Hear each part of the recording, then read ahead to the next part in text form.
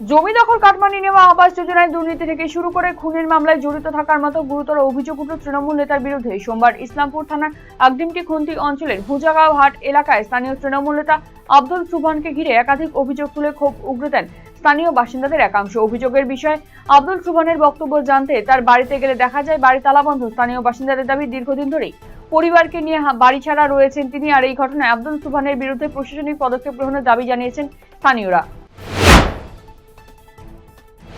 উত্তর দিনাজপুর জেলা উদ্যান পালন দপ্তরের উদ্যোগে রায়গঞ্জে শুরু হয়েছে দুদিন ব্যাপী প্রশিক্ষণ কর্মশালা। সোমবার থেকে এই কর্মশালা অনুষ্ঠিত হচ্ছে। রাজ্য জুড়ে 17 থেকে 25 আগস্ট পর্যন্ত পালিত হচ্ছে উদ্যান পালন সপ্তাহ। সেই কর্মসূচির অঙ্গ হিসেবে জেলা স্তরে এই প্রশিক্ষণ কর্মশালার আয়োজন করা হয়েছে। মূলত জেলায় হর্টিকালচার বা উদ্যান পালনের প্রসার ঘটানো এবং সাধারণ মানুষ এবং কৃষকদের মধ্যে এর গুরুত্ব তুলে ধরা এই কর্মশালার প্রধান উদ্দেশ্য। কালিয়াগঞ্জে কংগ্রেসের বিধানসভা ভিত্তিক সংগঠন সৃজন অভিযান অনুষ্ঠিত হলো। সোমবার দুপুরে সমবায় আবাসিকা উৎসব ভবনের কংগ্রেসের এই সাংগঠনিক কর্মসূচির আয়োজন করা হয়। উপস্থিত ছিলেন কালিয়াগঞ্জ ব্লক ও শহর কংগ্রেস সভাপতি সুজিত দত্ত, তুলসী জাসওয়াল সহ অন্যান্যরা।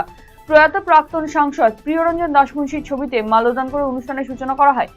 এআইসিসির নিযুক্ত পর্যবেক্ষক রেকিবউদ্দিন আহমেদ সাংবাদিকদের বলেন, গ্রাম বাংলার দলীয় কর্মীদের মনের কথা জানতেই এই সাংগঠনিক কর্মসূচি।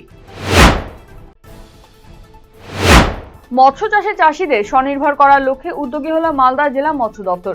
সোমবার গাজল ব্লকে মিশ্র মৎস্য চাষ প্রকল্পের অধীনে চাষীদের হাতে তুলে দেওয়া হল উন্নত মানের মাছের চারা, পোনা এবং চুন।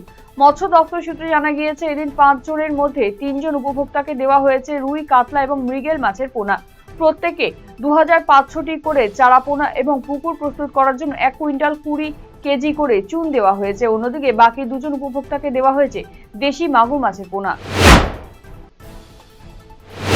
এবিভিপির গাজল মহাবিদ্যালয় ইউনিটের উদ্যোগে অনুষ্ঠিত হলো স্বেচ্ছায় রক্তদান শিবির। এই শিবিরে প্রায় 50 জন ছাত্রছাত্রী স্বেচ্ছায় রক্তদান করে। রক্তদান জীবনদান এই স্লোগানকে সামনে রেখে এদিন এই রক্তদান শিবিরের আয়োজন করা হয়। উপস্থিত ছিলেন উত্তর মালদা অখিল ভারতীয় বিদ্যার্থী পরিষদের নেতা সুজিত মণ্ডল সহ অন্যান্যরা।